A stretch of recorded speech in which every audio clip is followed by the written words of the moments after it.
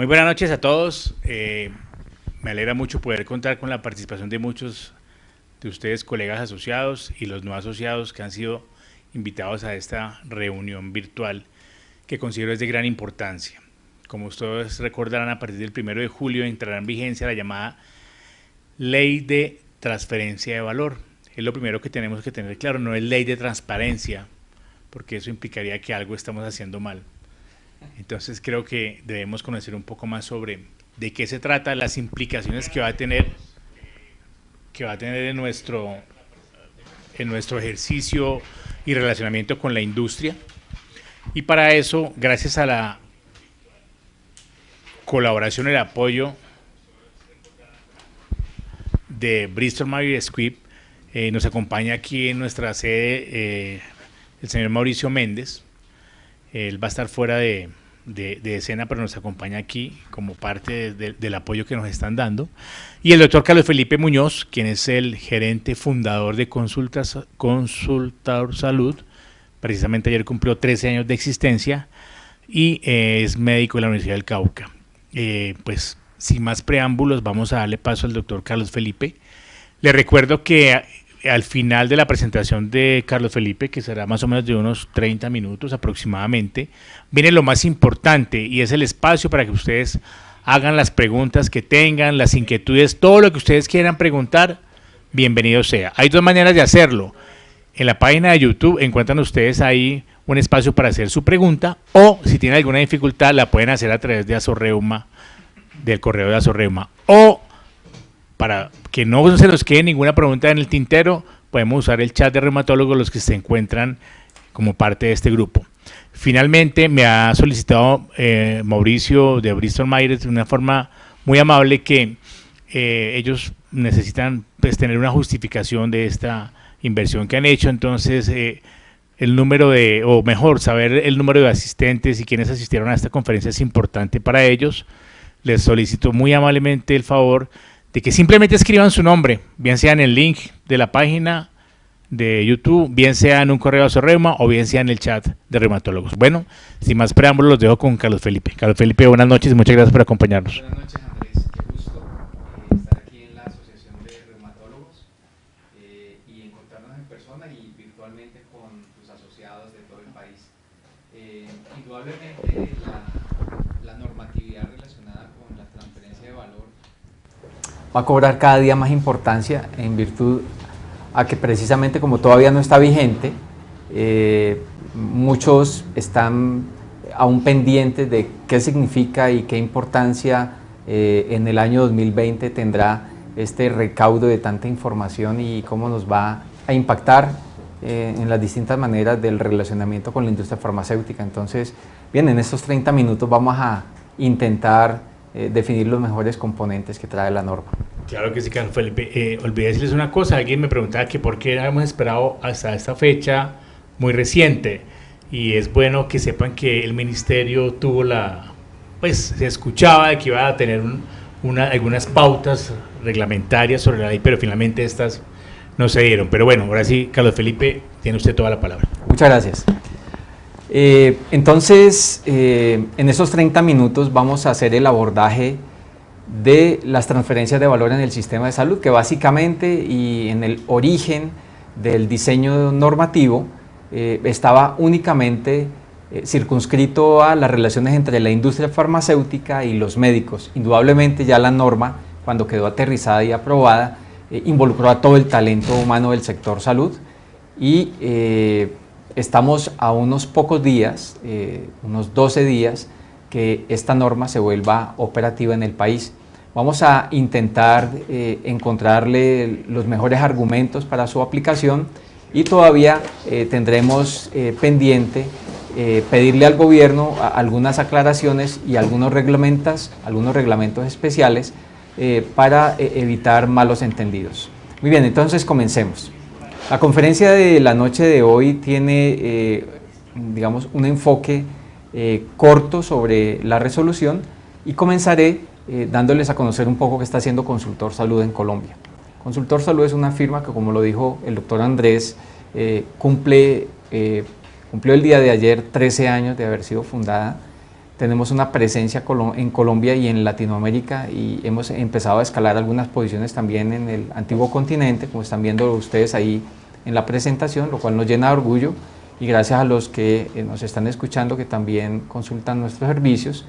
Actualmente prestamos servicios de consultoría con un portafolio bastante preciso en temas de calidad, en temas de estructuración de negocios de mercado y en temas de contratación.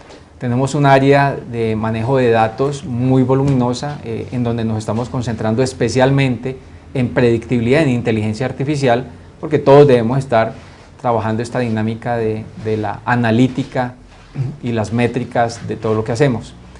Y también, finalmente, tenemos una robusta división de telemedicina, hacemos presencia en más de 8 departamentos, hacemos más de 50.000 diagnósticos actualmente, y tenemos una oficina en Miami para iniciar alguna operación internacional. Muy bien, sin más preámbulos, porque esta cita es bastante corta, entonces comencemos el tema agradeciéndole a la Asociación Colombiana de Reumatología la invitación. Hemos estado en algunos otros espacios con ustedes en unas ciudades, ha sido bastante fructífero y el diálogo que sostuvimos, y agradecerle a Bristol la invitación que le ha hecho a Consultor Salud para estar hoy aquí. Muy bien, entonces, ¿de qué se trata la resolución de transferencia de valor? Es un abordaje que el gobierno y el Ministerio de Salud tiene paralelo para seguir apostándole a la transparencia de las relaciones entre los actores del sistema de salud colombiano. Entonces, el núcleo fundamental es la transparencia, y esta resolución se aprobó por allá en el mes de julio del año 2018, es decir, ya vamos a cumplir un año de haberse aprobado esta norma, y básicamente quiero hacer el comentario que me parece muy importante. Es una de las normas que tuvo mayor cantidad de preguntas y respuestas por parte del gobierno y los actores, que estuvieron muy inquietos, y hay más de 200 folios con relación a lo que vamos a hablar inmediatamente. Bien, entonces, primer tema. Cuando uno le pregunta al gobierno para qué esta resolución de transferencia de valor, y el gobierno responde sensiblemente dos aspectos fundamentales. El primero es que quiere crear una base de datos especial, una nueva base de datos, muy parecida, si se quiere, a lo que hicimos hace 2 años y medio ya con mi prescripción, cuando nos prestábamos a recibir entrenamiento con relación a cómo se prescriben las tecnologías por fuera del plan de beneficios. Entonces, el gobierno primero quiere recabar información sobre las relaciones comunes que sostenemos los profesionales con la industria y con los operadores logísticos y con los importadores de tecnologías. Y después de esa base, el segundo comportamiento importante de esta resolución tiene que ver con que quiere documentar cómo utiliza ese dinero la industria farmacéutica en los 3 tópicos conocidos: promoción, publicidad y educación. Recordemos que la educación del talento humano en el mundo entero, no solo en Colombia, está nucleada fundamentalmente en la investigación que hace la industria y luego en esa extensión educativa que nos trae a todos para ponernos a la vanguardia de las terapias que existen disponibles, sus ventajas y sus potenciales desventajas. Entonces, aquí se va a documentar promoción, publicidad y educación. Dicho esto, entonces hay un marco legal muy amplio en Colombia, o sea, Colombia y el sector salud es absolutamente generoso en la productividad legislativa, no necesariamente sí en su aplicación estricta, lastimosamente, y sin quererme adentrar pues en demasiados detalles, quisiera comenzar para hablar de la Constitución, porque la Constitución en el artículo 15 nos habla de los derechos que tenemos todos los ciudadanos, y dentro de esos derechos está el derecho a la intimidad personal y familiar, y como está pintado en la diapositiva, nosotros tenemos derecho a conocer, actualizar y a rectificar las informaciones que demos. Es decir que en el futuro de esta conferencia nos vamos a dar cuenta que probablemente extendamos unas autorizaciones al gobierno colombiano, al Ministerio de Salud, a través de unos documentos que nos provee la resolución, pero que esos documentos los podemos nosotros corregir, rectificar o retirar si no queremos estas autorizaciones dadas previamente. Entonces, además del artículo 15 de la Constitución, En el año 2012 se firmó una ley muy importante que es la ley 1581. Esa ley 1581, ni más ni menos que la ley de habeas data, es la ley que protege nuestros datos. Y esa ley tiene 3 pilares muy importantes. Uno es el principio de acceso y circulación restringida de nuestra información. El segundo es el tema de la seguridad que debe tener la información, y el tercero es la confidencialidad con la que se debe resguardar la información. Entonces, hasta aquí estoy dándoles argumentos a todos ustedes y a todos nosotros los que estamos aquí sentados en esta mesa de trabajo, aquí en Azorreuma hoy, para entender que por encima de la resolución objeto de la conferencia hay la Constitución y la Ley 1581, que por supuesto protege sus datos y los míos. Además de esa ley, en el año 2013, o sea, un año después de la ley de habeas data, esta se modificó, y se modificó especialmente el tema de la divulgación total o parcial de los datos. Y aparece un principio muy importante que se llama el principio de divulgación proactiva de la información, y ese principio básicamente dice que los sujetos que recaudan la información, en este caso sería el Ministerio de Salud a través del CISPRO, tiene la obligación de promover y generar una cultura de transparencia. Para eso es que se recauda información, para fomentar la cultura de la transparencia. Lo que por supuesto obliga a quien recauda el dato a divulgarlo y a publicar los contenidos para retroalimentar a los sujetos de los que obtuvo la información. Entonces eso es muy importante porque eso es una aprobación del año 2013, relativamente reciente, relativamente en el sector salud poco aplicada. Y para cerrar esta parte inicial normativa, hay que decir que tenemos en Colombia un código que se denomina el Código Nacional de Buenas Prácticas para las Estadísticas Oficiales, y ese código también es un manto protector, si se quiere, de nuestra información, que dice lo siguiente, que me parece muy importante y lo quiero rescatar para ustedes aquí, y es que el que recauda la información, cualquier estadística en el sector salud, tiene que asegurar que las publicaciones que haga, es decir, cuando haga público el informe de lo que ha recaudado, no puede permitir la información o la individualización de la fuente, es decir, que la individualización de la fuente debe anonimizarse. ¿Sí? Entonces está muy bien que recauden la información, pero está mejor y es obligatorio desde este Código Nacional de Buenas Prácticas de Estadísticas Oficiales entender que no puede aparecer, por ejemplo, el nombre de Carlos Felipe Muñoz, soy yo, como un receptor de tecnologías o de transferencias de valor por parte de la industria farmacéutica, porque está prohibido en este Código Nacional de Buenas Prácticas. De tal manera que el gobierno debe anonimizarlo para hacer el informe general. Muy bien, vamos entrando entonces en el detalle. Hasta aquí era el marco general, lo que los protege a todos nosotros los profesionales de la salud, y desde el año 2011 apareció una ley, que es la ley 1438, que transformó el sistema de salud tratando de mejorar la liquidez, pero esa ley fue la que introdujo el tema de las dádivas y las prebendas. Desde aquel entonces en el sistema de salud colombiano está prohibido ofertar o recibir dádivas o prebendas, y esas dádivas o prebendas por supuesto pueden ser en dinero o en especie. Sin embargo, desde ese año 2011, repito, esa norma quedó como en el éter debido a que no se reglamentó y el gobierno no ajustó el término y no fue explícito en decirnos específicamente qué es una dádiva y una prebenda.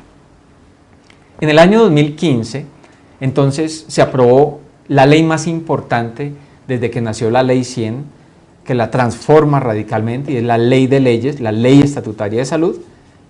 Su numerología es la 1751 del 2015, y tiene en el artículo 17 el tema fundamental de la autonomía profesional, pero no es el objeto de esta conferencia. Pero en el parágrafo del artículo 17 de esta ley retoma el tema de las dádivas y las prebendas, es decir, que lo que antes estaba en una ley, que era una ley normal del sistema, ni siquiera orgánica, que era la 1438, ahora eleva su estatus reglamentario a la ley estatutaria y se vuelve, por supuesto, un objetivo a cumplir de inmediato.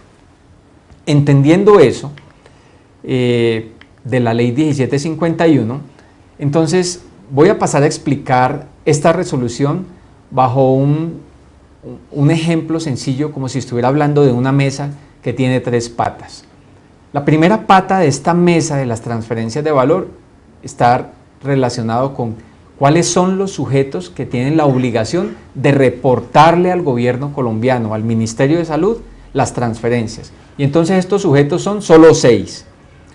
El primero, indudablemente, la industria farmacéutica, es decir, todos los titulares de registros sanitarios, pero además los importadores e inclusive los que traen reactivos de diagnóstico in vitro. Entonces ahí están cobijados, además de los productores de medicamentos, por ejemplo, los laboratorios de diagnóstico clínico que hagan importación de reactivos de diagnóstico in vitro. Entonces, primer sujeto obligado a reportar. El segundo sujeto, indudablemente, son los distribuidores mayoristas, los que en Colombia denominamos operadores logísticos, un Audifarma, un Coan, un Epsifarma, lo que ustedes quieran en la región donde ustedes estén. El tercer sujeto obligado a reportar es el que tenga una relación con los 2 anteriores, bien sea de subordinación o que tenga un contrato de distribución. Entonces, si usted tiene una pequeña farmacia en la esquina y tiene un contrato con Coan o con Audifarma, automáticamente queda en este tercer grupo y es un sujeto obligado a reportar transferencias de valor. El cuarto, le pusieron foco específico a los medicamentos vitales no disponibles que tienen ciertas particularidades y una característica de importación frente a casos especiales, y entonces todos los que importen medicamentos vitales no disponibles están obligados a reportar transferencias de valor.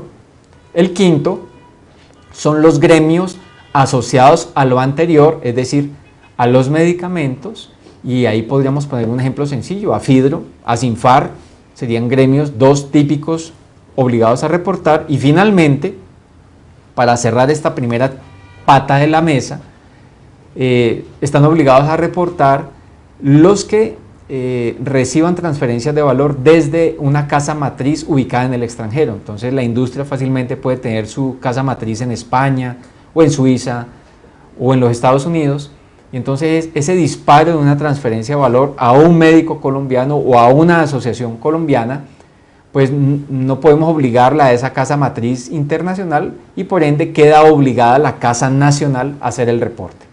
Entonces ya tenemos que son esos los 6 sujetos que están obligados a hacer el reporte al Ministerio de Salud. Ahora bien, veamos la segunda pata de la resolución de esta mesa, que es cuáles son los sujetos que reciben las transferencias de valor. Y aquí sí somos, digo porque estoy allí, porque soy médico, somos 13 sujetos receptores de transferencias de valor. Los primeros, por supuesto, los prescriptores, o sea, los médicos típicamente, pero también son prescriptores los odontólogos, son prescriptores en algunos casos los profesionales de nutrición y dietética cuando los vemos en MIPRES en esa actividad, etc. Entonces, primero los médicos típicamente. El segundo sujeto que recibe transferencias de valor son todos los que presten servicios en una institución pública o privada, ¿sí? O laboren, no solo presten, sino que laboren. Entonces ahí nos abriga a todos, desde el portero de la IPS o de la EPS hasta el gerente, pasando por el contador, la secretaria, el camillero. Todos son sujetos que pueden recibir transferencias de valor. 3, el que compre los productos, ¿sí? El gerente de compras de la institución. 4, todos los que impartan cursos relacionados con el sistema de salud, en programas, en universidades, en educación no formal, es un sujeto que recibe transferencias. Y 5, los medios de comunicación. Indudablemente al gobierno le preocupa mucho el tema de la relación de cómo se gastan los temas de promoción y publicidad, especialmente con los medios de comunicación, y por eso aquí lo reseñan. Los siguientes, porque dije que son 13, son, y aquí estamos entrando en materia con ustedes, que estamos en Aso Reuma esta noche, las organizaciones de profesionales del sector, las sociedades o asociaciones científicas y los colegios de profesionales. Entonces, todos son receptores. Aparece enseguida las organizaciones educativas y más adelante las organizaciones de pacientes.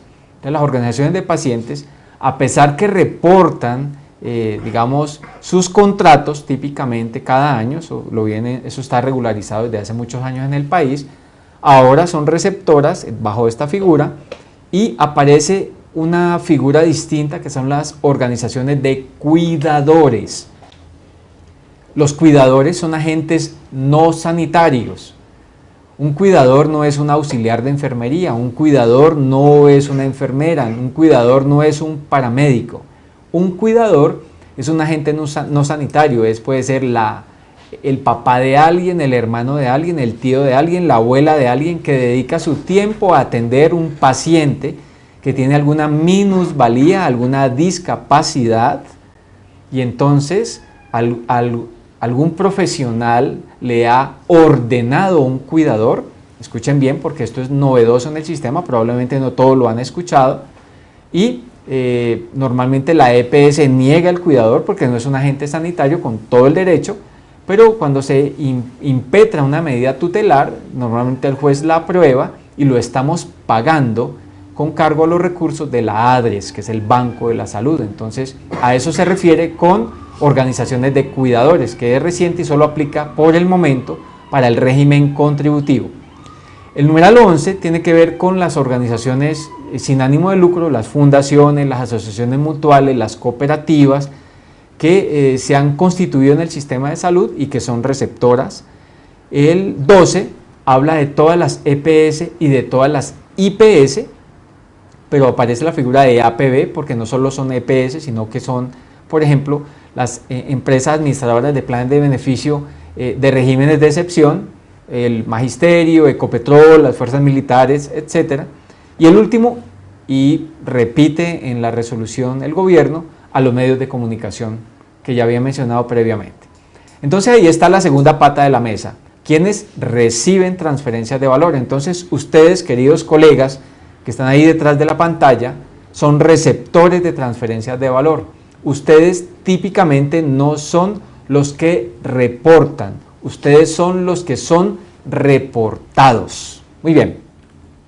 Dicho lo anterior, entonces, el gobierno, con la experiencia previa de MIPRES, trató de poner como un margen mínimo para el reporte, porque pues hacemos un intercambio de conocimientos y de eventos diariamente en Colombia con la industria farmacéutica principalmente. Entonces el gobierno decidió que debía ser reportado todo lo que superara un salario mínimo en un semestre corrido de tiempo. Entonces todo lo que en 6 meses continuos de tiempo sume más de un salario mínimo debe ser objeto de reporte.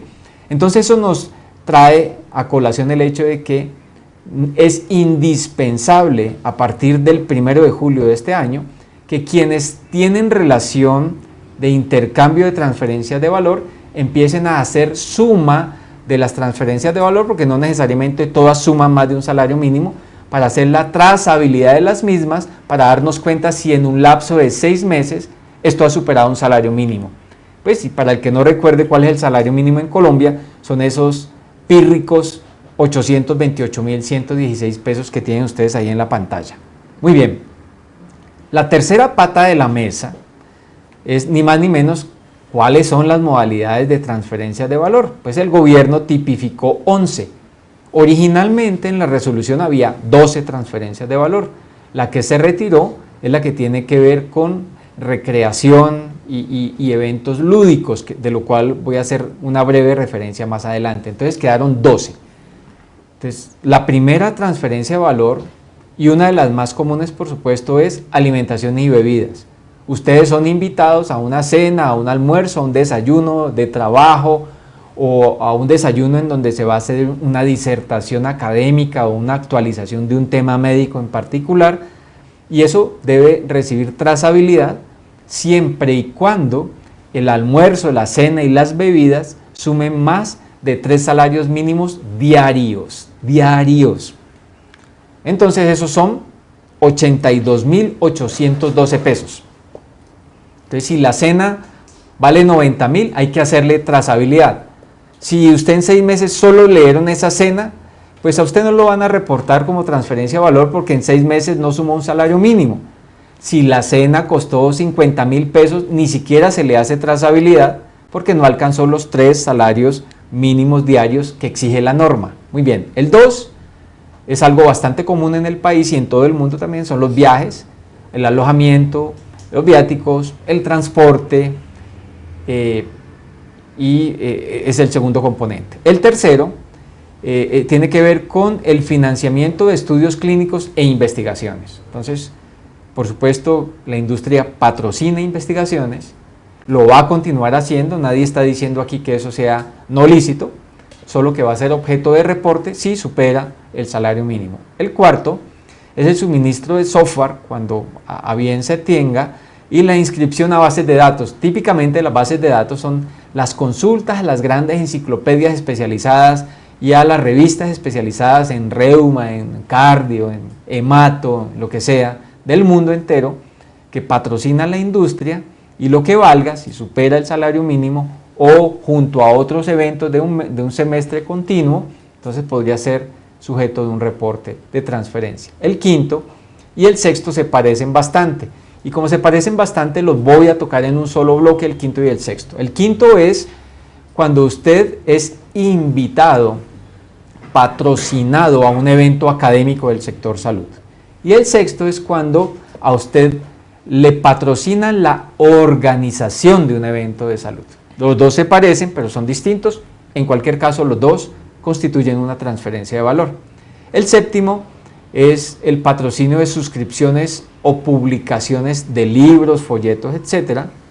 El octavo son todos los programas de pacientes, transferencias que se hagan allí de cualquier naturaleza, en dinero o en especie. El noveno tiene que ver con entrega de documentos. Si a usted le entregan una agenda, le entregan, qué sé yo, un libro, por ejemplo, si en este caso esos objetos que a usted le entreguen cumplen o deben cumplir con el mismo criterio financiero que enuncié para alimentos y bebidas, es decir, que la agenda o el libro que le entreguen debe superar 3 salarios mínimos diarios, es decir, los 82.000 pesos de los que ya hablé, para poderlos seguir contando. En el numeral 10 debo detenerme un par de minutos porque el gobierno hizo una claridad especial sobre el tema número 10, que son las muestras médicas.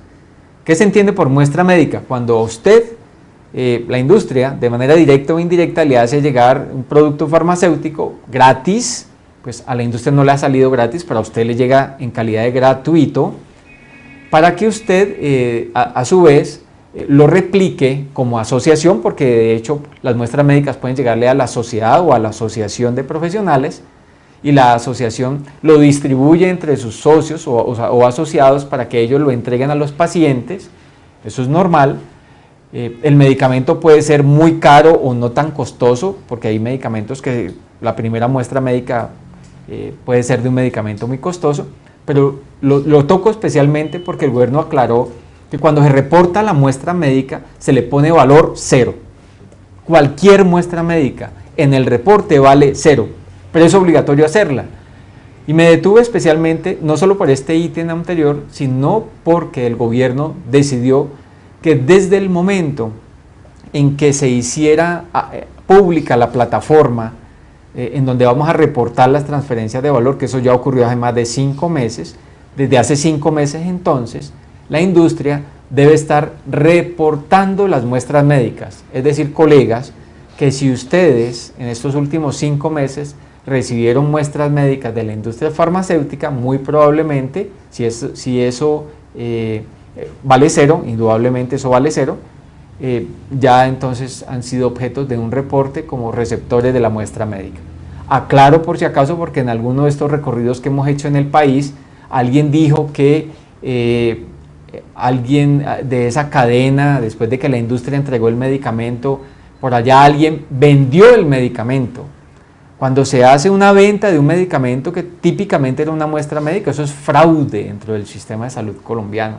Eso perdió la calidad de una muestra médica y se convirtió en un protocolo comercial que por supuesto merece toda la investigación y revisión ética para todos. Finalmente, y el último, que es el más común por supuesto, es el pago de honorarios. Entonces, si ustedes son speaker, si ustedes son el referente nacional e internacional de, no sé, reumatología, que pueden ser muchos de ustedes, y la industria les pide el acompañamiento en un simposio, en un congreso mundial o nacional, pues le van a suscribir un contrato con unos honorarios, como siempre ha ocurrido, y esa es la última modalidad de transferencia de valor. Aprovecho ya que hablé de dinero con contratos para borrar de la mente de todos ustedes un equívoco general, y es que yo no sé quién le metió este cuento a los médicos colombianos, que esta modalidad de reporte de transferencia de valor se iba a convertir en un problema de impuestos para cada uno de nosotros. Es decir, que esto se iba a convertir en tributación adicional. Eso es completamente falso. Y voy a dar un tip muy especial para que nunca se olviden de cómo y por qué es que tributamos nosotros en Colombia, por lo menos mientras el estatuto tributario se mantenga como lo conocemos hasta hoy. Uno debe tributar cuando algo que adquiere le aumenta su patrimonio. Entonces, si yo viajo a Cartagena porque me invitaron a un evento académico allá de actualización en reumatología, entonces yo no me lucré en nada con el tiquete, fue Avianca el que recibió la plata para mi viaje. Tampoco si me quedo allá en cualquiera de los hoteles en Cartagena, yo recibo nada, entonces no me aumenta mi patrimonio, lo recibió el hotel, el aporte de la transferencia de valor. Es decir, tributariamente, colegas, no hay absolutamente ningún cambio relacionado con esta resolución de transferencias de valor. Dicho lo anterior, vamos a continuar con acciones que no son transferencias de valor. El gobierno solo ha dado 3 opciones para, digamos, eludir el reporte. El primero es que quien haga esta transferencia de valor sea un sujeto que tenga un contrato laboral con la industria, con el dador de la transferencia. Entonces, por ejemplo, si a ustedes les van a dar una conferencia y el speaker es un empleado de la industria que está en funciones de su labor profesional, entonces esa transferencia, aunque es una transferencia, no se reporta por el vínculo laboral existente. 2. No se reportan las transferencias relacionadas con estudios de mercado. ¿Y por qué? Porque los estudios de mercado, cuando cumplen con la definición oficiosa de estudio de mercado, que es la siguiente, la industria contrata a Sorreuma, para poner el ejemplo de esta noche, y le dice, por favor, hágame un estudio de mercado para entender cuántos pacientes con artritis reumatoide hay en Bogotá. Muy bien, hasta ahí está perfecto, es un estudio de mercado, pero perdería la característica si la industria le dice a Sorreuma, pero contráteme al doctor Carlos, a Juanita y a Pedro. Cuando tipifica y dirige el estudio de mercado con los ejecutores directos, entonces se pierde el anonimato e incluso, por supuesto, hay cierta tendencia al direccionamiento del resultado final. Ese estudio de mercado debe ser reportado, porque el estudio típico, que es anónimo completamente, ese sí, por supuesto, por su idoneidad, no es sujeto de reporte. Y finalmente, no se reportan los software que son indispensables para que un equipo biomédico funcione. Se reportan los software que son construcciones a la medida, que le dan valores agregados de tecnología aplicada a ustedes o a sus instituciones. Por supuesto que sí. Muy bien. Entonces, como vamos a empezar a recabar dentro de 12 días muchísima información y por tiempo que todavía no conocemos por cuánto tiempo, el gobierno dijo que esta información debíamos custodiarla por 10 años. 10 años, es bastante tiempo. Los reportes entonces de la información ocurren 2 veces al año. Entonces todo lo que pase, todas las transferencias de valor que ocurran entre el 1 de julio de este año y el 31 de diciembre, que es el primer bloque que se va a controlar, deben ser reportadas en los 3 meses siguientes, es decir, de enero a marzo. Y el segundo reporte, que será todo lo que ocurre entre enero y junio, se reportará entre julio, agosto y septiembre del siguiente año 2020, es decir, todos los años de aquí en adelante son 2 reportes anuales y esos reportes se hacen en los 3 meses siguientes. Y quiero hacer una claridad muy chévere porque este es un detalle que hay muchas cosas que estoy comentando aquí que no están tipificadas en la norma, sino en esas cientos de páginas que se contestaron y se preguntaron entre los agentes y el ministerio. Entonces, si la industria reporta, digamos, este semestre en el mes de enero del año 2020 y se equivoca en su reporte, que eso puede equivocar, entonces cuando documenta el error puede subir un nuevo reporte en febrero e incluso si ese segundo reporte resulta errado, puede en el mismo febrero subir otro y hasta el 31 de marzo 4 o 5 hasta que quede uno. Pero el 31 de marzo del año 2020 se va a cerrar el aplicativo y el último reporte que se haya subido será considerado el reporte oficial y contra ese reporte se generarán todos los análisis, toda la data, la analítica y la minería de datos y luego serán las publicaciones que el gobierno ya está anunciando. Muy bien. Entonces, habiendo conocido el cronograma, nos adentramos en otro de esos temas fundamentales de la resolución, que es ni más ni menos que el consentimiento informado. Seguramente llegarán varias preguntas de consentimiento informado. Lo primero que debo aclarar para ustedes es que típicamente ustedes ya firmaron un consentimiento que se denominó en Colombia de manera genérica de habeas data con la industria.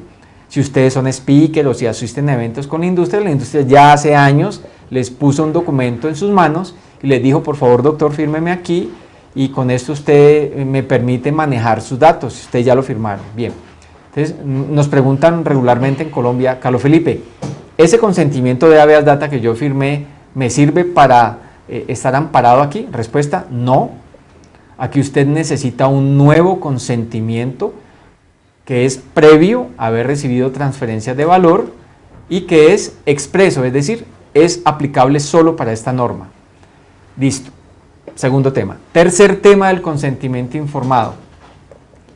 Para que la industria farmacéutica que le va a hacer a usted una transferencia de valor, una invitación a un congreso, a un almuerzo de trabajo, para que la industria le reporte al ministerio esa transferencia de valor, ¿necesita que usted le firme el consentimiento? Respuesta, no señor. La industria ya tiene, con toda la normatividad previa existente en el país, la autoridad para reportarle al ministerio la transferencia. ¡Wow! Entonces, Carlos Felipe, ¿cómo así? Entonces, ¿para qué sirve el consentimiento informado si la industria no necesita que yo lo firme para enviárselo al ministerio? Entonces, sirve solamente para que el ministerio, cuando recibe la información, la pueda hacer pública a través del aplicativo que tiene dispuesto para este fin, que es el SISPRO, que es el Sistema de Información para la Protección Social. Entonces, aquí les estoy mostrando, digamos, un formato básico, que es el formato que recomienda el gobierno para utilizar típicamente en el consentimiento informado. Y como pueden leer allí en la mitad del consentimiento, estructura la idea que el gobierno exige. Dice, en virtud de los artículos tales de la ley 1581, que ya expliqué aquí, que la de habeas data, autorizo en forma permanente al Ministerio de Salud para que publique la información que sea reportada a mi nombre. Punto. Muy bien. Voy a poner otro detalle que es muy útil aquí. Suponga que usted firmó el consentimiento informado, con la relación de transferencias de valor. Listo. Y alguno de ustedes dice, no, yo no quiero que el gobierno haga pública mi transferencia de valor, entonces yo no lo firmo. Pero yo sí quiero seguir recibiendo transferencias de valor. Eso puede ocurrir. Hay un pequeño detalle que ustedes deben conocer. Y es que cuando la industria va a hacer el reporte en los archivos planos, en todos los sitios donde uno puede leer, no hay ninguna casilla que uno pueda marcar si usted o yo firmamos el consentimiento nuevo previo, expreso e informado. Es decir, que el gobierno no dejó como capturar el hecho de que yo dije sí o no firmé el consentimiento. El gobierno entonces va a entender de manera universal que todos lo firmamos, porque eso dice la norma. La norma dice que la industria farmacéutica buscará a los receptores de transferencias de valor y les pedirá la suscripción del consentimiento.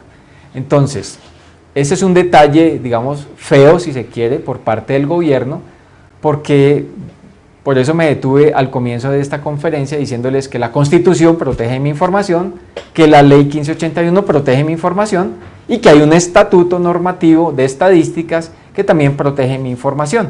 Pero el gobierno aquí no permite capturar el hecho de que yo dije sí o dije no. También hay que decir en esta parte del consentimiento expreso e informado que todos debemos partir que las relaciones bilaterales que estamos sosteniendo los profesionales de la salud y la industria son lícitas. Hay que partir de eso, de ese precepto, de que estamos haciendo cosas lícitas, de que nos estamos actualizando, de que el propósito de nuestras reuniones es mejorar la calidad del conocimiento para que eso se vuelva un efecto positivo en los pacientes que estamos atendiendo, ¿cierto? Sin embargo, esa situación muy particular está relacionada con el consentimiento informado. Y como ya introduje el tema de lo lícito y no lícito, pues bien diría yo que este es el aspecto crucial a resolver en el futuro. ¿Y por qué? Porque el gobierno acepta en las cartas que nos ha enviado muchos agentes del sistema un hecho que preocupa, y es que anuncia que nos está pidiendo toda la información de las transferencias de valor, pero que no ha aclarado desde el año 2011, como lo dije en la ley 1438, es decir, que lleva 8 años, que no ha aclarado qué es lo que él considera que es una dádiva o una prebenda. Es decir, el gobierno no ha aclarado que de todas estas transacciones pueden convertirse en el futuro en algo no lícito. Y eso nos preocupa a todos. Y como nos preocupó, se lo requerimos al gobierno y el gobierno contestó lo que está en esta diapositiva. ¿Qué dice el gobierno? Señores, estoy trabajando en un decreto reglamentario en donde pretendo dar las luces concretas de qué considero lícito y no lícito. Muy bien. Por ahora, reporten todo. Muy bien. Entendiendo eso, en esta misma diapositiva, el gobierno dice algo que resulta bastante iluminador, si se quiere, respecto de cómo quiere el gobierno que se continúen en el futuro este tipo de relaciones. Porque el gobierno no quiere que estas relaciones terminen. La norma no es una norma punitiva, es una norma de reporte de información nada más. Dice el gobierno en lo básico que va a poner énfasis en los efectos o consecuencias de la transferencia de valor más que en la conducta per se. Entonces, supónganse que vamos a asistir a un evento patrocinados por algún agente de la industria. Entonces al gobierno no le inquieta el evento de la academia, él da por sentado que eso es un evento lícito de academia sectorial. Va a ponerle el ojo al potencial efecto que tenga ese evento en lo que está definiendo allí como la promoción indebida del uso de la tecnología.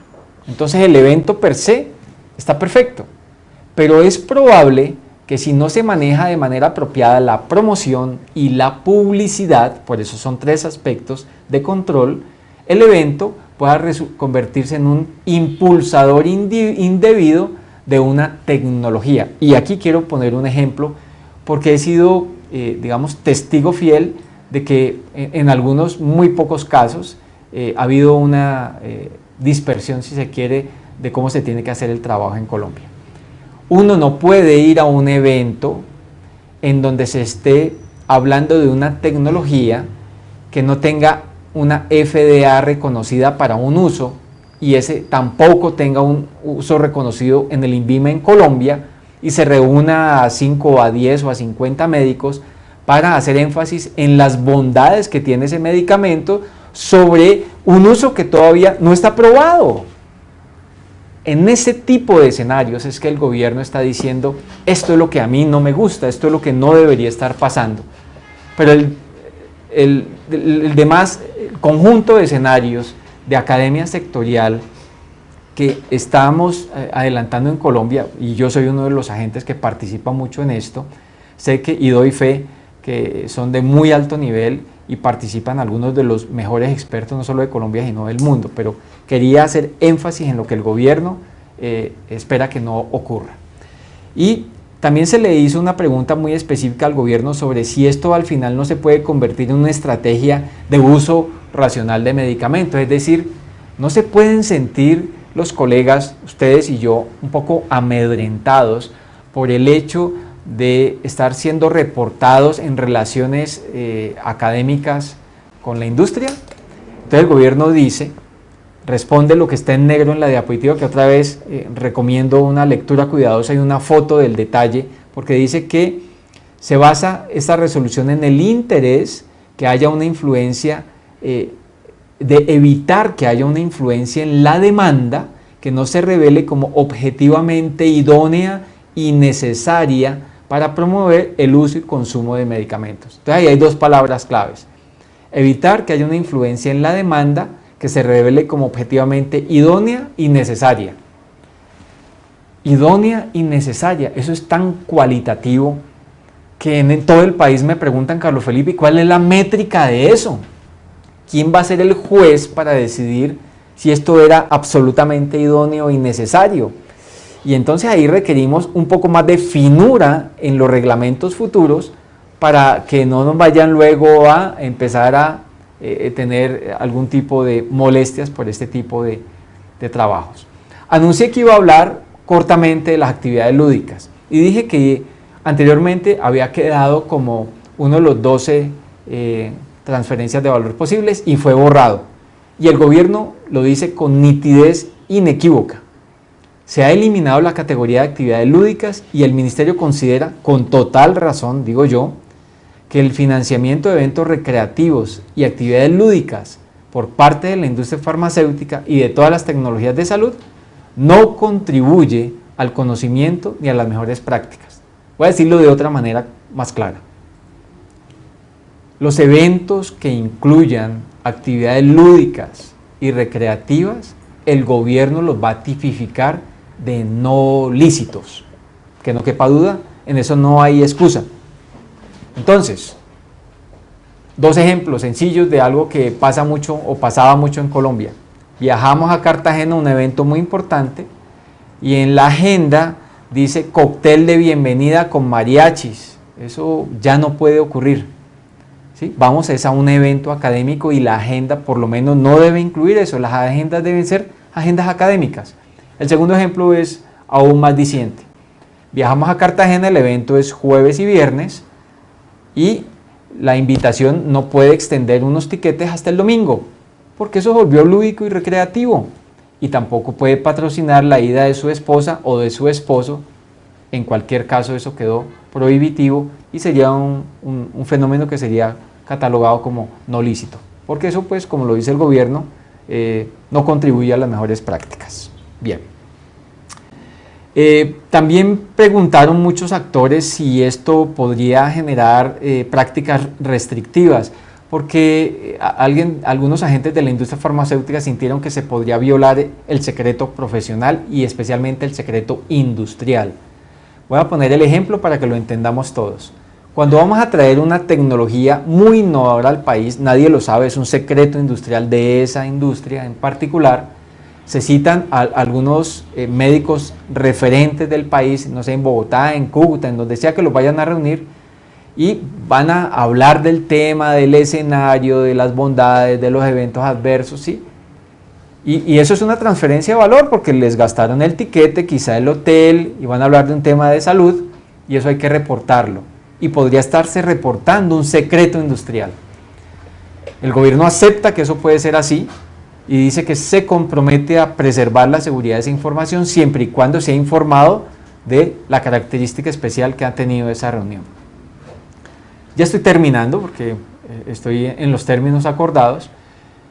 Sucede que cuando vamos a un evento estamos sometidos a potencialmente recibir muchas transferencias de valor. Entonces, me invitaron al congreso, entonces me pagaron el acceso, ahí hay una transferencia de valor. Me llevaron en avión, segunda transferencia de valor. Me alojaron en un hotel, tercera transferencia de valor. Me invitaron a una cena, cuarta transferencia de valor. Me entregaron una agenda, quinta transferencia de valor en un mismo evento. Entonces, ¿cómo reportamos? ¿Reportamos un solo evento, como un solo caso, o reporto individualmente las diferentes transferencias de valor? Respuesta: si se trata de un evento de formación médica continuada que es organizado por la compañía, se reporta el evento en general, un solo bloque se reporta, no individualmente. Cuando no es un evento de formación médica, sino que estamos en eventos de promoción o de publicidad, no de academia, se reportan individualmente.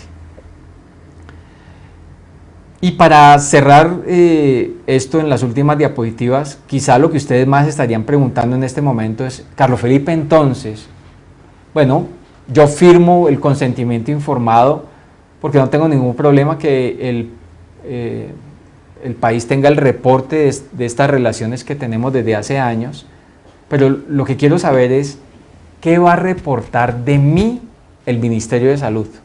¿Sí? Porque yo sé que la industria al ministerio le reporta todo: mi nombre, mi cargo, mi profesión, el evento en el que estuve, todo lo reporta la industria al ministerio. Pero ¿qué reporta el ministerio y hace público? Porque ahí es donde algunos sienten el temor. Entonces, aclaro, el gobierno no solo es que se ha comprometido, sino que previamente dije, tiene prohibido individualizar la fuente del dato. Eso lo dije en las primeras 3 diapositivas. Pero además el gobierno se ha comprometido, y está aquí en el color naranja, que en el registro público que haga, presentará solo los datos impersonales o los datos de naturaleza, o los que sean personales, pero que sean de naturaleza pública. Entonces, los impersonales es que si su nombre fue hasta allá, él sabe quién es usted y quién soy yo, ¿sí? Pero cuando haga el reporte lo va a anonimizar. Seremos un número y eso debe estar encriptado y nunca el país sabrá si usted tuvo 1, 2, 3 o 5, usted como persona natural no será identificado. Pero también quiero darle un detalle muy importante, porque dice el gobierno que se publicarán los datos impersonales o los personales de naturaleza pública. Un dato personal de naturaleza pública es su profesión, su estado civil, pero también tenga cuidado porque sus datos privados, cuando ya aparecen en un documento público, ya se consideran públicos. Repito, sus datos privados cuando aparecen en un documento público, automáticamente ya son públicos. Muy bien. Las asociaciones de pacientes nos preguntan reiteradamente, entonces, si yo soy una asociación de pacientes, entonces yo reporto. Respuesta: no. Usted es un sujeto que es reportado, usted es un receptor de transferencias de valor. Y usted es sociedad científica. Con esto termino. Entonces, ¿yo reporto, Carlos Felipe? Respuesta: no. Usted como asociación, como Asorreuma, usted es un sujeto que recibe transferencias de valor y que es reportado, pero usted nunca reportará, por lo menos no por ahora. Muy bien, la idea era dar esta claridad corta, ir a la sustancia básica de la resolución. Recuerden, en 12 días empezamos la operación. Lo que quiero terminar diciendo es sencillamente que van a recaudar información, no nos van a prohibir que sostengamos esta relación con la industria farmacéutica, y es un efecto de transparencia aumentada lo que quiere hacer el gobierno con este apoyo que nos da en este tema. Entonces, a partir de ahora, doctor Andrés, estoy totalmente dispuesto a compartir con usted el escenario y a contestar, espero que usted conteste más que yo, las preguntas que vengan de todo el país. Muy amable. Bueno, Carlos Felipe, de verdad muchas gracias por su presentación, por ilustrarnos un poco. Yo quiero, mientras todos los colegas, amigos preparan sus preguntas, hacer una pregunta en nombre de Asorreuma. Algunos laboratorios se han acercado a Reuma pidiéndonos que firmemos ese consentimiento expreso informado. Me queda claro por su presentación que independientemente de si lo hacemos o no, igual la información se va a conocer sobre las transferencias de valor que le hacen a Reuma, por ejemplo, para organizar los congresos, los granos educativos, etcétera, etcétera. Bien, entonces, bajo esa perspectiva, no hay ningún inconveniente, porque hay que hablarlo en términos coloquiales, en que Reuma firme esos consentimientos. Sí, yo soy, la postura profesional que tengo como médico y como consultor también es que como llevamos una convivencia ética de mucho tiempo atrás, digamos que ahí no se va a descubrir nada distinto de un fortalecimiento de la educación profesional en el país. Andrés, pero te quiero aclarar algo que resulta importante y que no tiene que ver con esta resolución. Cuando uno se lee el Plan Nacional de Desarrollo, que ya quedó aprobado hace 2 semanas en la ley, en el capítulo de salud, el gobierno anuncia que va a haber una revolución en el marco de la educación continuada para los profesionales.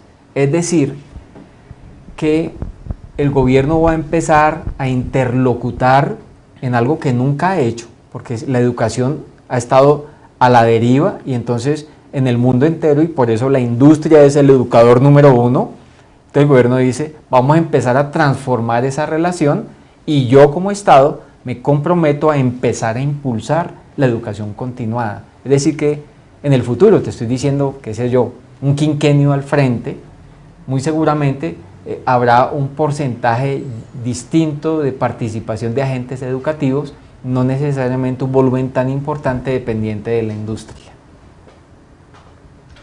Bien, hago entonces una pregunta mientras damos paso a las preguntas de los colegas, y es, Reuma entonces no debe reportar, no está obligado a reportar a los asociados cuando se llevan con los recursos que se han recogido a los cursos que nosotros organizamos. Digamos que el reporte tiene una particularidad, y es que la transferencia de valor puede venir de manera directa o de manera indirecta.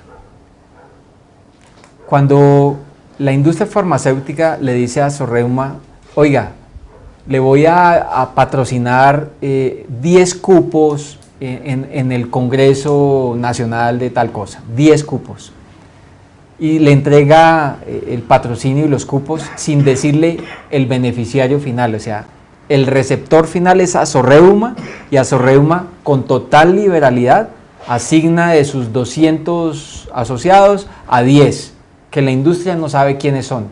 En ese caso, el beneficiario final es Reuma de la transferencia de valor. Pero puede ocurrir otro caso en donde les lleguen los 10 cupos a Reuma, pero la industria le diga, doctor Andrés, aquí están los 10 cupos, pero van a asistir el doctor José, el doctor Carlos Felipe, va a estar Andrés, Ana Lucía, ¿sí? Entonces, en ese caso, doctor, el beneficiario no es Reuma de la transferencia de valor, sino cada profesional independiente.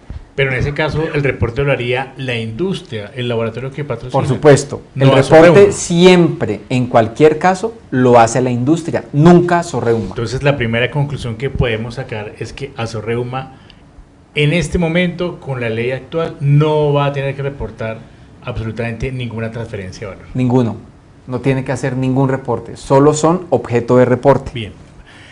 Hay una pregunta del doctor Carlos Vinicio Caballero, dice, ¿qué manejo se le va a dar a la información que envíen en ese reporte? Doctor, el manejo va a ser un manejo público, el gobierno va a definir unas salidas del dato para lo mismo que estamos haciendo en MIPRES hoy. Y qué buena la pregunta, porque me permite hacer un paralelo que quizá pueda sonar antipático, pero es indispensable. Algunos profesionales están pensando que esta resolución de transferencias de valor tiene un trasfondo económico. No es así, porque el trasfondo económico ya es conocido, porque en MIPRES, en el aplicativo MIPRES, es en donde sabemos el doctor Carlos Felipe Muñoz cuánto prescribe de qué medicamentos, a qué pacientes y eso cuánto le cuesta al sistema. Eso ya lo sabemos desde hace 2 años y medio, es decir, esta resolución no tiene un marco economicista, ¿sí? No nos vienen a auscultar el dinero que gastamos con nuestra firma, no, eso ya está conocido. Esta resolución tiene una mirada mucho más sobre la transparencia y la ética de la relación, porque el gobierno, vamos a decirlo contundentemente, sospecha que en unos casos, que serán muy pocos, la convivencia de la academia promueve el uso indebido de las tecnologías. Es decir, que estas relaciones, que estas transferencias de valor, estas reuniones permanentes académicas pueden por detrás tener un potente componente de promoción o de publicidad. Eso sospecha el gobierno y dice, yo no quiero que eso pase, yo quiero que la educación vaya por un lado, la promoción vaya por otro y la publicidad vaya por otro y yo quiero identificarlo. Pero en ningún caso va a estar expuesto el nombre de ningún profesional, eso no va a ocurrir. Bien, Carlos, pregunta a la doctora Rosana Mejía y creo que ese es uno de los puntos claves que todos quieren estar absolutamente seguros. Dice, ¿debemos firmar el consentimiento? Ya sabemos que la industria nos va a reportar, ¿sí? Yo hablaba esta semana con alguien y le decía, mire, yo creo que independientemente de si me van a reportar o no, todo parte de la ética con que hacemos nuestro relacionamiento con la industria. Partimos del hecho que no estamos haciendo nada ilegal. Correcto. Bajo esa premisa, mi percepción es que no hay ningún problema en firmar el consentimiento informado para que mis datos, pues cuando se reporten bajo esa ley de protección de habeas data, digamos, tienen un límite en cuanto a qué tan públicos pueden ser. Correcto. Bajo esa perspectiva, su opinión es que los colegas deben firmar su consentimiento informado, que a partir de estos próximos días empezarán a llegar a sus consultorios. Claro. Como consultor no puedo recomendar ni A ni B, pero voy a dar una postura parecida a una respuesta, lo más parecido a una respuesta, y es esto. Quizá tenga más que ver la respuesta con el comportamiento de cada casa matriz de la industria farmacéutica, porque hay empresas de la industria farmacéutica que son absolutamente exegéticas y rígidas en sus posturas interiores y van a exigir que todos los profesionales tengan suscrito el consentimiento, y quienes no lo firmen para esas casas, entonces no van a mantenerse en la cohorte de médicos con los que van a trabajar. Entonces, esa es una primera mirada que doy porque es real. Entonces, en cambio hay otras casas de la industria farmacéutica que tienen cierta tolerancia, porque aquí no estoy hablando de nada ilegal o no legal, ¿no? Estoy diciendo que nosotros tenemos el derecho de decir, no quiero firmar el consentimiento. Y el hecho de no querer no significa que yo quede inhibido de recibir la transferencia de valor, porque es una relación entre dos agentes que están actuando de manera ética y lícita. Ir a recibir una actualización médica en Colombia no está prohibido. Y si yo no firmo el consentimiento, no me lo puede prohibir nadie, ni una resolución.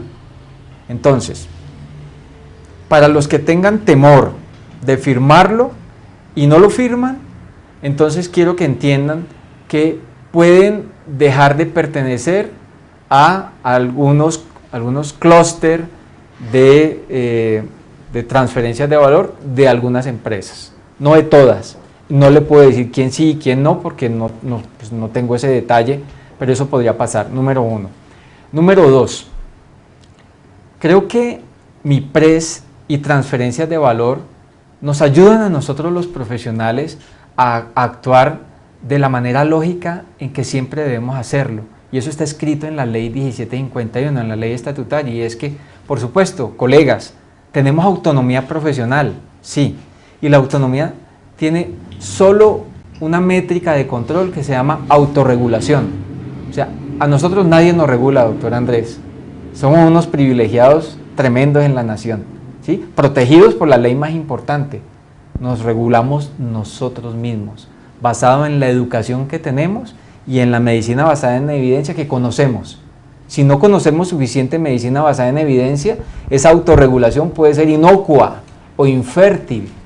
Entonces, para contestar desde el punto de vista personal y no de consultoría, como estoy aquí de invitado, como médico que soy, yo firmaría el consentimiento previo, expreso e informado. Yo no tendría ningún problema. Sí, de hecho yo anotaría como parte de las funciones que como presidente tengo, pues hay mucha relación con gerentes de diferentes laboratorios, y realmente varios me han manifestado una cosa, es que miren, nosotros preferiríamos que el colega que no quiera firmar un consentimiento informado, para nosotros, para evitar cualquier problema, cualquier reclamo, cualquier suspicacia, lo seguiríamos visitando si él lo quiere, pero de pronto no lo tendríamos en cuenta para esas invitaciones. Eso podría pasar. Y así me lo han expresado de algunos, ¿sí? Porque ellos quieren que todo sea absolutamente concertado. Sí, apegado a la norma. Exactamente, sí. Es la norma. Sí. Bien, pregunta el doctor Paul Méndez. Dice, muchas gracias por la charla. ¿Podemos tener seguridad que los reportes no serán causal de tributación de los receptores finales, los médicos? Totalmente. En este momento no hay nada de eso. Ninguna posibilidad. Correcto, muy bien. Pregunta la doctora Ana María Redondo. Dice, ¿usted cree que con esa información el gobierno puede ejercer medidas punitivas con los médicos en el futuro? Por ejemplo, sanciones éticas, establecer topes, limitar la relación con la industria. Bien, no es una norma punitiva, pero la data y la minería de datos que se va a hacer con esto, cuando usted haga el merge, cuando usted filtre MIPRES con transferencias de valor y tenga un escenario en el país, pues indudablemente los que analicen esa data tienen que ser profesionales muy serios. Primero, digámoslo, Andrés, porque se van a encontrar y vamos a tener hallazgos llamativos. Voy a ponerle un ejemplo. Si un colega nuestro es el referente de oncología, para no hablar aquí de reuma, es el referente de oncología y es el referente de mama, entonces ese profesional con seguridad estará yendo al Japón, a Estados Unidos, a Alemania 10 veces al año, porque todo el mundo va a oírlo hablar en Colombia porque es la autoridad, y seguramente él prescribirá la mayor cantidad de moléculas por encima de los demás médicos del país. Eso no lo puede hacer sospechoso de nada, ¿sí? Y entonces ahí es donde yo le digo a los colegas, está bien que nos inviten y nos reporten, pero también está bien que nosotros le hagamos entender al ministerio que nosotros no somos ningunos pícaros, que no estamos haciendo ninguna torpeza, no tenemos relaciones oscuras con la industria farmacéutica, y que celebramos la norma y que aún celebramos más el hecho de lo anunciado en el Plan Nacional de Desarrollo, de que nos tiendan la mano y que aquí está una educación de altísima calidad como esperamos que haya en el futuro, patrocinada por el Estado. Bienvenido, ¿sí? Si eso llega a ocurrir. Pero si eso no ocurre, bienvenida a la industria, porque la industria es la innovación, es la investigación, es la posibilidad de salvar más pacientes. Entonces, respondo y termino la respuesta. No es punitiva la norma. Primero, no se sienta amenazada, doctora, por esto no es amenaza, pero indudablemente, con las métricas que obtenga el gobierno, espere reglamentos adicionales, sin ninguna duda. Bien, el doctor Oscar Ruiz pregunta, en una anterior conferencia del doctor Muñoz mencionaba que existían dos consentimientos, uno para reportar de la industria al ministerio y otro del ministerio para hacerlo público. ¿Sigue siendo así? Sí, o sea, normalmente hay un consentimiento que se firmó en periodos anteriores, años anteriores, que yo aquí he denominado el consentimiento general de habeas data, que servía para el mantenimiento de las relaciones previas. Ese sigue vigente y sigue útil para todos los demás relacionamientos que tengan, pero a partir de este momento, el consentimiento indispensable para que el gobierno haga su reporte es este que acabo de anunciar en esta resolución. Y aunque la norma no dice que es obligatorio, doctor Andrés, esto es muy importante, la norma no puede colocar que el consentimiento es obligatorio. La norma no dice, señores industria farmacéutica, oblíguenme a que me firme el consentimiento, porque esto es una resolución. Y yo tengo encima una ley de habeas data que digo, no, yo no quiero firmarlo. A mí no me puedes obligar a firmar esta cosa. Yo no quiero que se haga pública esta información. Y tampoco quiero que me prohíba la relación con la industria farmacéutica, porque no somos pillos. Yo puedo seguir entrenándome con la industria. Yo quiero ver cuando pases en este país, no es lo que yo estoy recomendando, pero va a pasar, doctor Andrés, que se levanten médicos muy corajudos que tenemos aquí en Colombia. Digo, yo no firmo de consentimiento, no quiero que haga público esto. Yo soy la autoridad en esta materia y yo voy a seguir participando de la educación con la industria farmacéutica. Intente hacerme algo. No hay nada que puedan hacer contra ese profesional, porque está en el comportamiento normal de la profesión de la salud. A pesar de que ese médico en ese momento ya haya sido reportado. Sí, por supuesto, okay, lo puede reportar. El detalle es que habrá, y esto pasará muy frecuentemente, médicos que no firman el consentimiento y continúan participando de las transferencias de valor. Es decir, son reportados al ministerio. Y el ministerio intuye que ellos sí firmaron el consentimiento porque en el reporte no hay cómo decir sí o no. Eso ya lo expliqué aquí. Ok, perfecto. Bien, pregunta al doctor Fabián Ramírez. Buenas noches. ¿Cómo uno está seguro de lo que reportan es efectivamente lo que fue entregado o no estén sobrevalorando? Esa es una pregunta clave. En las primeras diapositivas que expliqué, colega, doctor, dije que existe la obligación, si un agente del gobierno le pide una información, tiene uno la obligación de darla, pero al mismo tiempo en las normas que presenté al principio, dice que existe la reciprocidad de conocer qué información mía reposa en el archivo. Es decir, que usted puede pedirle al ministerio, ¿sí?, que le informe qué transferencias de valor le han sido reportadas a su nombre. Porque hay que reconocer lo siguiente, doctor Andrés. Digamos que fuimos a un evento patrocinados por la industria. A Sorreuma le patrocinaron 10 cupos. Y el evento valía, no sé, 900.000 pesos. ¿Sí? Pues uno cree que la industria reportó 900.000 pesos. O sea, uno debería creer que le reportaron ese valor. Pero no sabemos qué valor reportaron. Nadie lo va a saber, porque esa información, ese detalle no va a ser tan público, ni uno a uno, porque eso se va a anonimizar. Entonces yo no voy a poder ver si me reportaron 600, 500 o 1.200.000.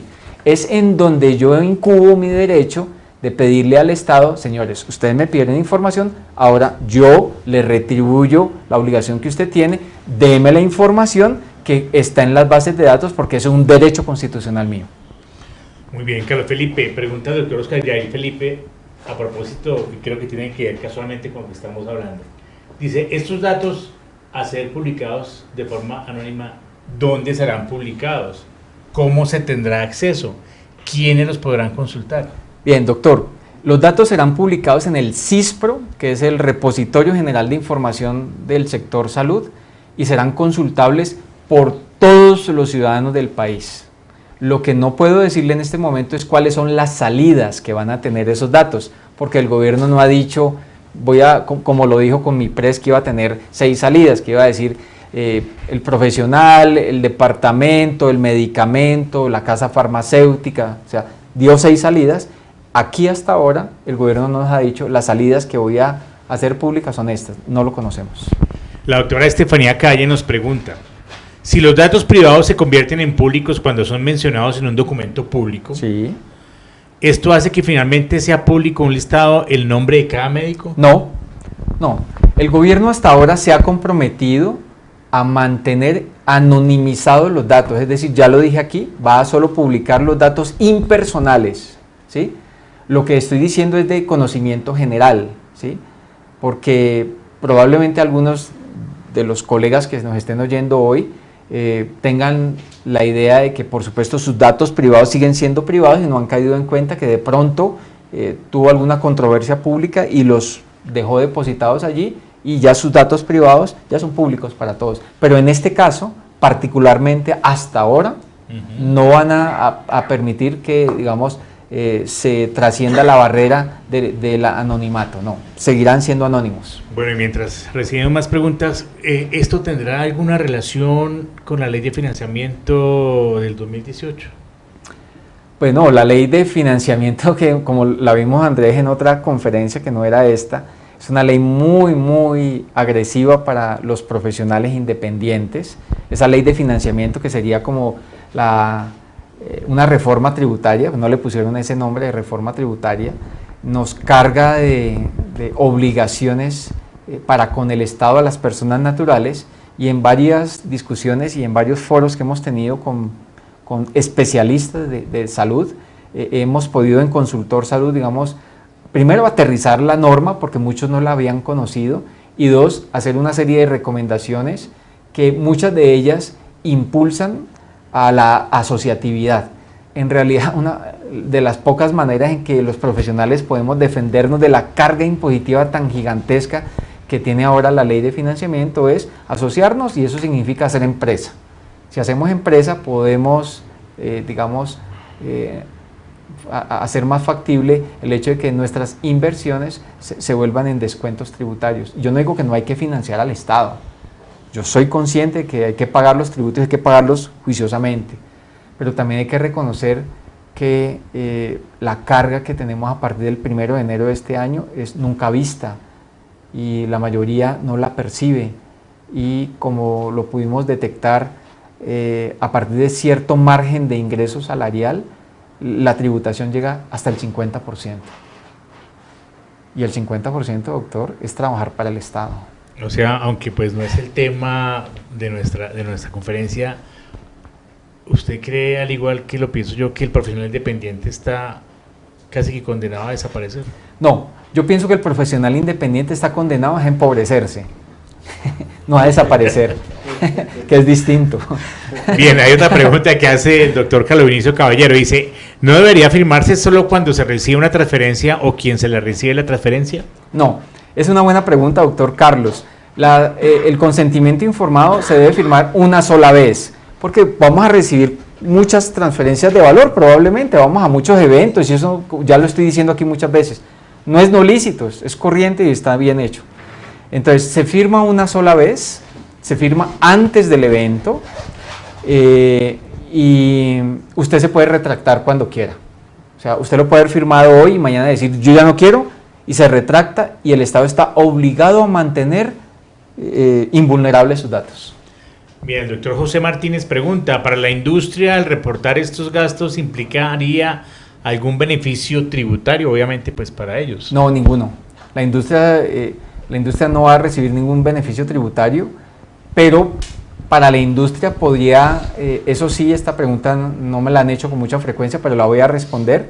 Para la industria podría significar esta resolución una reorientación del gasto, porque muy probablemente la industria no esté muy interesada en que esos volúmenes que hasta ahora se han venido manejando en esos tres segmentos, promoción, publicidad y educación, se vean de esta manera, y es probable, y esto es de mi cosecha, esto es de consultoría, es muy probable que la industria realice una operación de segmentación del gasto, para que cada segmento no alcance al límite del reporte y se mantenga los volúmenes segmentados y se haga una estrategia completamente diferente. O sea, yo percibo que el futuro puede contener algo de esto que acabo de mencionar.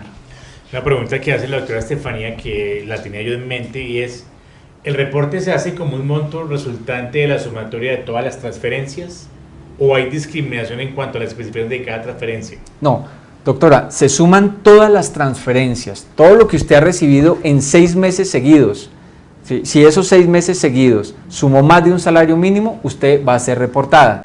Si en 6 meses seguidos no sumó un salario mínimo, pues no la van a reportar. O sea, podemos cenar una vez al mes durante 6 meses, no nos van a reportar. No, depende del valor de la cena. Por 82.812 sí, pesos. O sea, vamos a hacer el ejercicio. Suponga que a mí a los dos me van a invitar, doctor, la industria farmacéutica, a almorzar todos los días, ¿no? Todos los días nos van a invitar a almorzar. Pero los almuerzos valen 50,000 pesos. Pues 50,000 pesos todos los días en 6 meses, de lejos pasó hace rato el salario mínimo. Pero no es conmutable porque se tiene en cuenta cuando suma más de 82,000. Es decir, cada almuerzo de 50,000 no suma. Ok. ¿Sí? Se suman a partir de 82.000. Entonces, si cuestan más de 82.000 y le dan 10, ya está cerca del límite. Si ya le dan 15, ya lo reportaron con 15 almuerzos de 82.000 pesos. O sea, ¿podría usted recibir entonces una invitación hasta por 80.000 pesos? Eso, Sí. Todos los días, si lo quisiera hacer y no va a ser reportado. Si son almuerzos y bebidas. Sí, claro. Sí, por supuesto. Ok. Sin problema. Bien. Dice Estefanía, pregunta nuevamente, pero si recibe 1.000.000 de pesos en tintos o 1.000.000 de pesos por un congreso, ¿es el mismo reporte? No, el 1.000.000 de pesos en tintos, pues no es reportable porque el tinto vale 1.000 pesos. Entonces Sí. no se le hace trazabilidad porque no costó 82.000. Okay. El congreso de 1.000.000 de pesos automáticamente es reportable porque ya pasó el salario mínimo. Muy bien, muy interesante.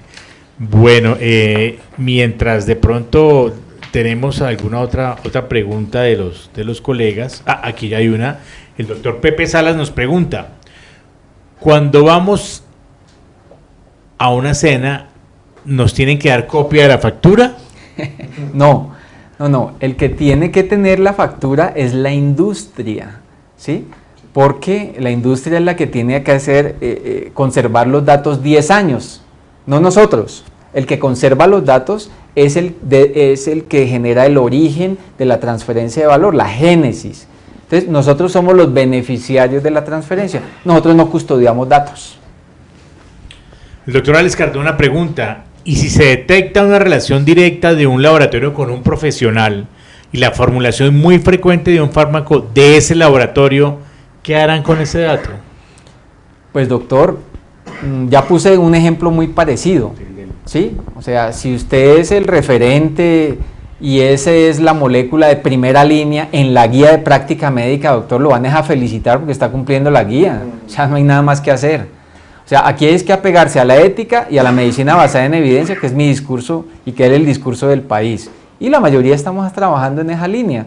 Ahora, yo no conozco ningún médico que solo formule la molécula de un laboratorio. O sea, no lo conozco todavía, ¿sí? La mayoría prescribimos a un volumen de pacientes que tenemos dependiendo de la evaluación clínica con distintas moléculas. Esas moléculas pertenecen a 10 laboratorios distintos, ¿no? Probablemente habrá más énfasis en alguno porque es la molécula más innovadora y está en la primera línea terapéutica. Eso no lo va a hacer usted objetivo de ningún tipo de sanción. Bien, como para ir como puntualizando algunas cosas y ya ir sacando algunas conclusiones. Entonces, la primera es que el consentimiento informado no es una condición sine qua non para que me reporten.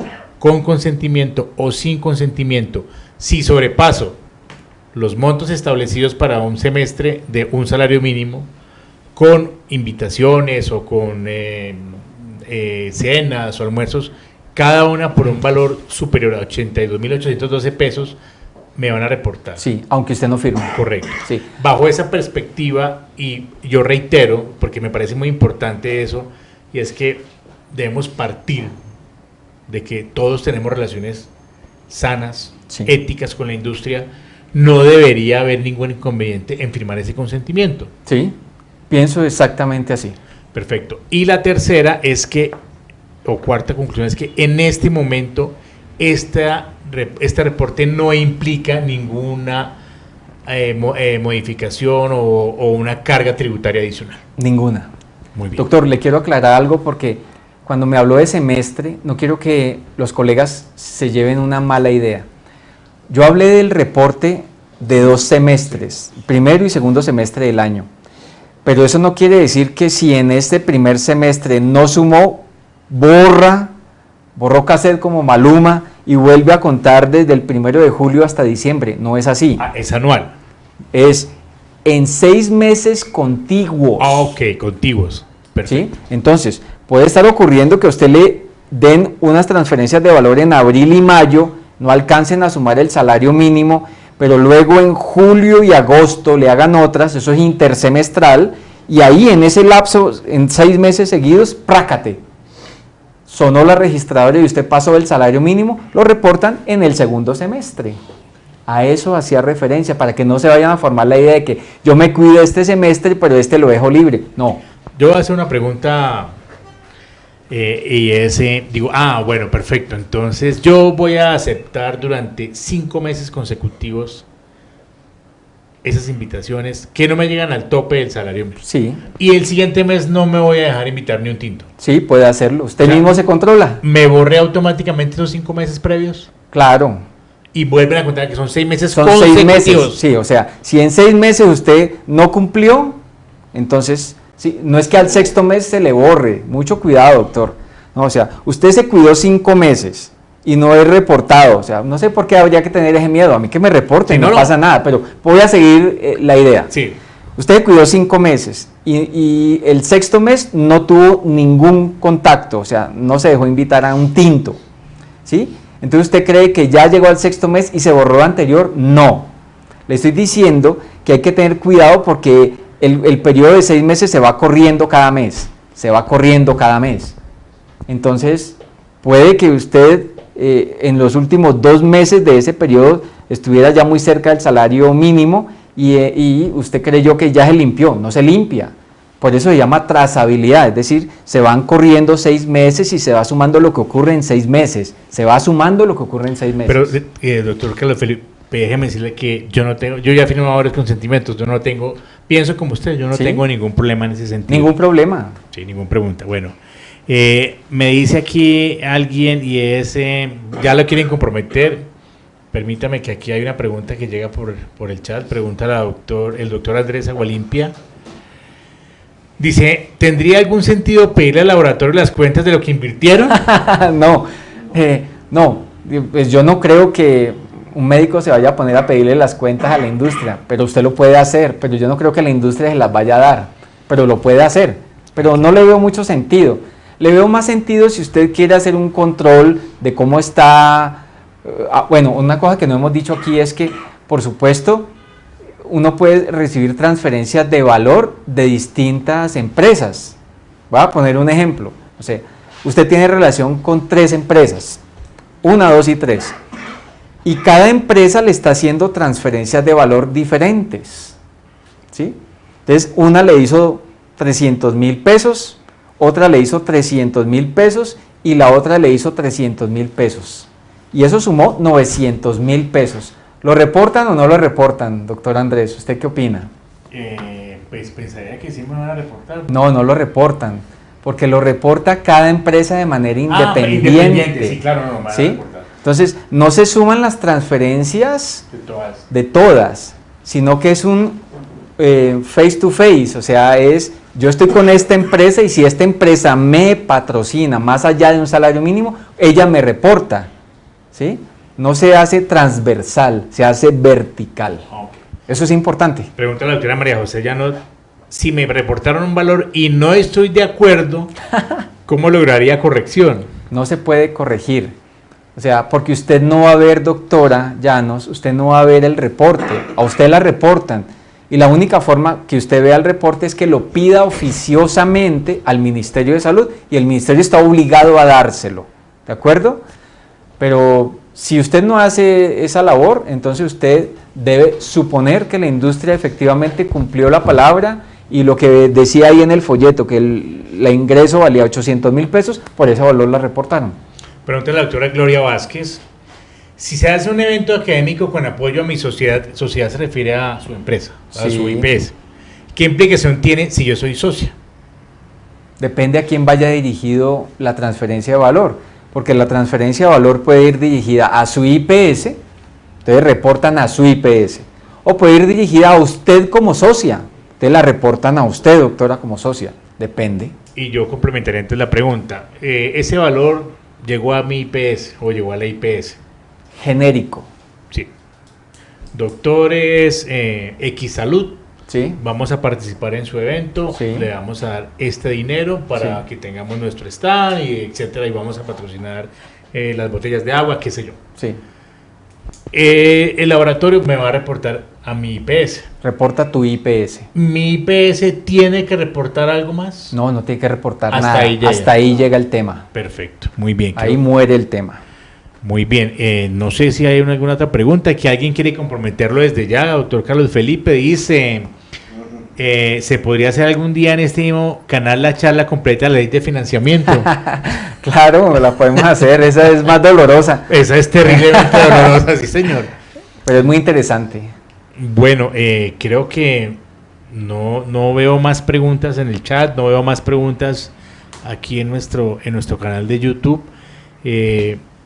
Yo simplemente quisiera nuevamente agradecer de verdad a Carlos Felipe por su tiempo, a Bristol por ser menos de patrocinador de aquí con el doctor Carlos Felipe. De patrocinador de esta transferencia de valor. Transferencia de valor, que usted ya va a ser reportado ahí.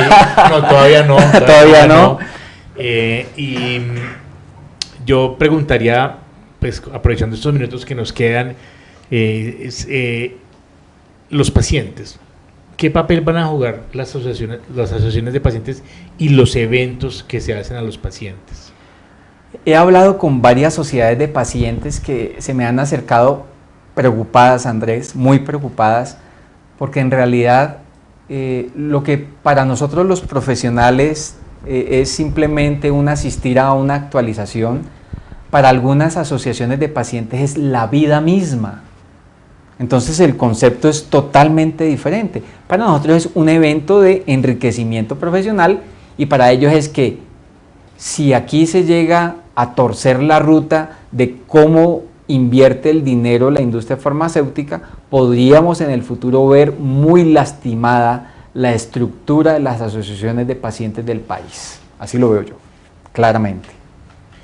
Hay un par de preguntas que han llegado. Bueno, una pregunta dice, pues, probablemente la doctora Daniela en ese momento estaba desconectada, pero vamos a trasladar nuevamente la pregunta. Dice, cuando nos invitan a un congreso que supera el salario mínimo, sí, o sea, cualquier casi congreso, sí, además de ser reportados, ¿qué otras consecuencias conlleva para el médico? No, ninguna. Aprenderá mucho. Sí, nada más. Okay. O sea, no pasa nada. Perfecto. No tenemos más preguntas en el momento, entonces, pues, nuevamente reitero el agradecimiento a todos los colegas asociados que participaron en esta conferencia, que es la primera que hacemos bajo esta modalidad. No solamente las charlas académicas nos interesan, hay charlas del día a día que tenemos que realizar. Les agradezco mucho. Esta conferencia o esta charla va a quedar en la página de YouTube para que la quieran revisar nuevamente. Y bueno, nos veremos en una próxima oportunidad. Muchas gracias a todos. Muchas gracias. Gracias por la invitación. Gracias.